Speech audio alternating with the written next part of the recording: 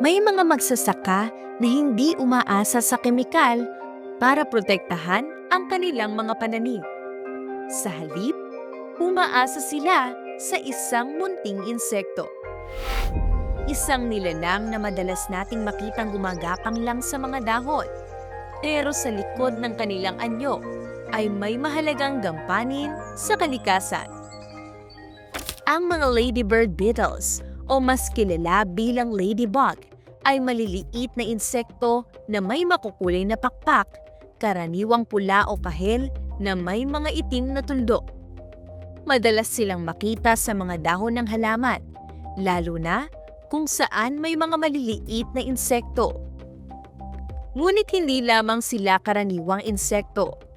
Ang mga ladybug ay mga natural na mandaragit na umaatake sa mga peste tulad ng aphids na sumisipsip ng katubigan ng mga halaman at nagdudulot ng pagkahina ng mga ito. Sa pamamagitan ng patuloy na pagkain ng mga pesteng ito, napapanatili ang kalusugan ng mga pananim. Hindi lang ang mga matatandang ladybug ang nakakatulong. Ang kanilang mga larva ay mas matindi pang kumain ng mga peste. Sa yugtong ito, mas aktibo sila at mas malaki ang naiaambag sa pagbaba ng populasyon ng mga mapanirang insekto. Sa buong ikot ng kanilang buhay, nagiging tuloy-tuloy ang kanilang tulong sa taniman.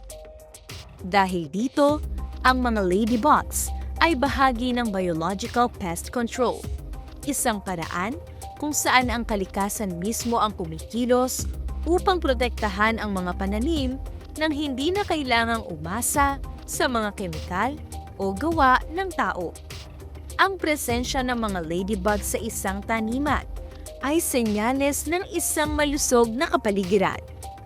Kapag may mga ladybug, ibig sabihin ay may balanse sa pagitan ng mga halaman at mga insekto.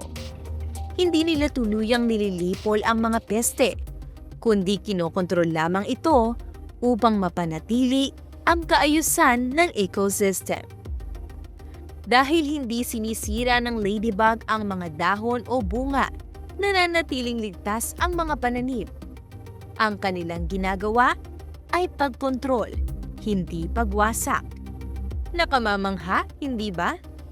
Sa kabila ng kanilang liit, malaki ang naiaambag ng mga ladybug sa ating agrikultura. Ipinapakita nila na may mga paraan ng pagprotekta sa ating mga pananim na hindi nakasasama sa kalikasan, kundi nakikipagtulungan dito.